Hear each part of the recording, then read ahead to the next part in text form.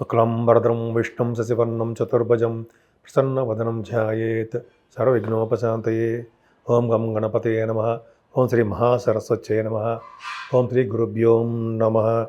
ఇప్పుడు మనం 16th జనవరి 2026 నుండి 31st జనవరి 2026 అంటే 15 రోజుల పాటు ప్లానెటరీ పొజిషన్ ఎలా ఉంటుంది, అసలు 12 రాసుల వారికి ఎలా ఉండిపోతుందో తెలుసుకుందాం. ఇప్పుడు మనం 16వ తారీఖు జనవరి నుంచి 31వ తారీఖు జనవరి వరకు కూడా మన ప్లానెటరీ పొజిషన్ ఎలా ఉంది అంటే గ్రహాల యొక్క ప్రభావం ఏ రాశిలో ఏ గ్రహాలు ఉన్నాయో తెలుసుకుందాం. అంటే మిథున రాశిలో గురుడు వక్రగతిలో ఉన్నాడు. సింహరాశిలో కేతు ఉన్నాడు. అలాగే ఇప్పుడు ఇంతకుముందు ధనురాశిలో ఉండేవాళ్ళు బుధ శుక్ర రవి బుధ శుక్ర కుజుడు. మీకు మకర రాశిలో కుజుడు ఎగ్జాల్టేషన్ ఉంటాడు. మకర రాశిలో ఉన్న కుజుడు అద్భుతమైన ఫలితాలు ఇస్తాడు చాలామందికి.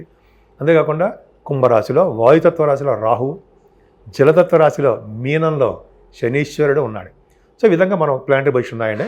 ఇప్పుడు మనం 12 రాశుల గురించి ఒక్కొక్కటి తెలుసుకుందాం. మకర రాశి బ్యూటిఫుల్ అండి.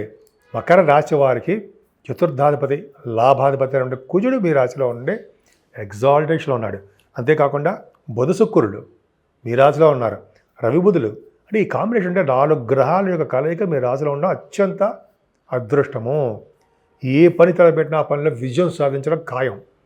అంతేకాకుండా ముఖ్యంగా మీరు భూములు కొనుక్కోవడము, వాహనాలు కొనుక్కోవడము, సినిమా రంగంలో ఆపర్చునిటీస్ రావడము, టెలివిజన్ రంగంలో రావడము, అలాగే మీరు ఎదుటి సలహాలు ఇవ్వడము, నేమ్ అండ్ ఫేమ్ పెరగడము, వేళపట్ట భోజనం చేయడము, చక్కగా అదృష్టం అనేది బాగా చాలా బాగుంది. అదృష్ట దేవత మీ ఇంట్లో ఉన్నట్టుగా బాగున్నారు. ఎందుకంటే రవి బుధులు అంటే మాటలు కాదు కదండి, బుధ శుక్రుడు అంటే మాటలు కాదు, కుజ బుధులు అంటే మాటలు కాదు. 4 గ్రహాల యొక్క కలయిక రాశిలోనే ఎగ్జాల్టేషన్ ఉన్న కుజుడు అసలు అంతకన్నా బ్రహ్మాండం. కానీ రాహు వలన చిన్న కుటుంబంలో సమస్యలు, ప్రాబ్లమ్స్, చిన్న వివాదాలు, మనస్పర్ధలు, చికాకులు, గొడవలు ఇవన్నీ ఉంటాయి. ఎవరి ఇంట్లో ఉండవు చెప్పండి? కొంతమందికి ఉంటాయి. కానీ మనం దాన్ని వాటిని నెమ్మదిగా సాల్వ్ చేసుకుంటూ వెళ్ళిపోతూ ఉంటాం. సరేనండి. మీకు శనీశ్వరుడు కూడా మీకు ప్రయాణాలు ఇవ్వడానికి అవకాశం ఉంది. ఆయనే తీర్థయాత్రలు చేయిస్తుంటాడు. తమ్ముళ్ళకి చెల్లెళ్ళకి కాపాడుతూ ఉంటాడు. కొన్ని సందర్భాల్లో వాళ్ళకి కూడా ప్రాబ్లమ్స్ క్రియేట్ చేస్తూ ఉంటాడు. వాళ్ళకి అంటే మీ తమ్ముళ్ళకి కానీ చెల్లెళ్ళకి కానీ అర్థం. సో ఆ ప్రాబ్లమ్స్ ఉంటుంది.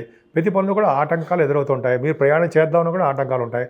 కానీ భూముల విషయంలో మాత్రం సక్సెస్ అవుతారు. చదువులో ఆటంకాలు ఉండవు. తల్లిగారికి బాగుంటుంది.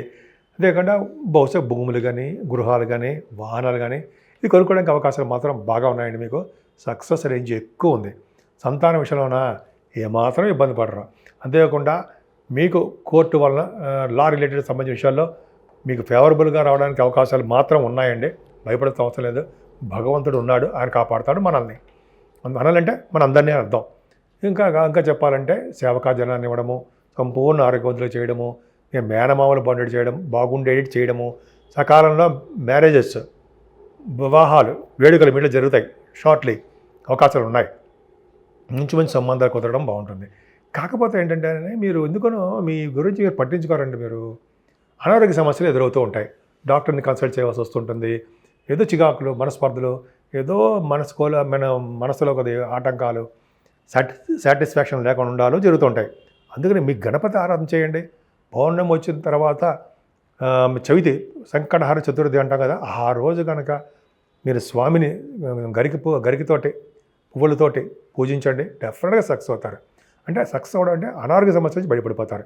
చూడండి, మీకు చూడండి, శనీశ్వరుడు కూడా భాగ్యస్థానం చూడడం వల్ల ఏముంది, మీరు అనుకున్న యూనివర్సిటీస్లో సీట్ రాలేకపోవడము, విద్యలో ఆటంకాలు ఎదురవడము, విదేశాలు వెళ్ళలేకపోవడము, తీర్థయాత్ర చేద్దామంటే చేయలేకపోవడము, ఇవన్నీ ఉంటాయండి. మీకు జాగ్రత్తగా ఉండండి. వెంకటేశ్వర స్వామిని పూజించిన, వినాయకుడు పూజించాలి. పూజించిన తర్వాత సుబ్రహ్మణ్యేశ్వర స్వామిని, వెంకటేశ్వర స్వామిని పూజించడం వల్ల అన్ని రంగాల్లో ముందంజలో ఉంటారు. ముఖ్యంగా ఆయుర్దాయం విషయంలో. సరే, పక్క పెడతారండి. మీకు ప్రొఫెషనల్గా మీకు బాగా థ్రిల్లింగ్గా ఉంటుంది. ముఖ్యంగా బ్యాంకింగ్ రంగంలో ఉన్న వారికి, విద్యా సంస్థలో ఉన్న వారికి, గవర్నమెంట్ ఉద్యోగస్తులకి, అంతేకాకుండా సాఫ్ట్వేర్ రంగ ఉద్యోగస్తులకు కూడా వాళ్ళ ఉద్యోగాల్లో భద్రత ఉంటుంది. భయపడాల్సిన అవసరం ఏమీ లేదు. మీరు తీర్థయాత్ర చేస్తారు, సన్మానాలు జరుగుతాయి, విదేశాలు వెళ్తారు, స్టాంపింగ్ అవుతుంది, చాలా ప్రశాంతంగా ఉంటారు. తీర్థయాత్రలు చేయడంతో పాటు చెరువులకి, బావులకి తవ్వించడం కోసం ధన సహాయం చేస్తూ ఉంటారు. ఎంతో మంచివారు మీరు. మంచి మంచి కార్యక్రమాలు చేయడానికి ఎక్కువ అవకాశాలు మీలో ఉన్నాయి. ఇప్పుడు మనం 12 రాసుల వారికి రెమెడీస్ తెలుసుకుందాం. అసలు ఏంటి, ఏ పూజలు చేస్తే బాగుంటుంది? ఇప్పుడు జనవరి నెల కదండి. జనవరి నెలలో ఈ 12 రాసుల వారికి, మేషరాశి నుంచి మీనరాశి వారి వరకు కూడా 12 రాసుల వారు పూజించవలసిన దేవుడు ఎవరు, పరిష్కార మార్గాలు ఏముంటాయి తెలుసుకుందాం. ముఖ్యంగా ప్రతి రాశి వారికి కూడా శనీశ్వరుడు మెయిన్ ఇంపార్టెన్స్. ఆయన శనీశ్వరుడు కొంతమందికి అర్ధాష్టమ శని అని, ఈ ఏలినాటి శని ప్రభావం అని, అష్టమ శని దోషం అని ఉంది కదా సింహరాశి వాడికి.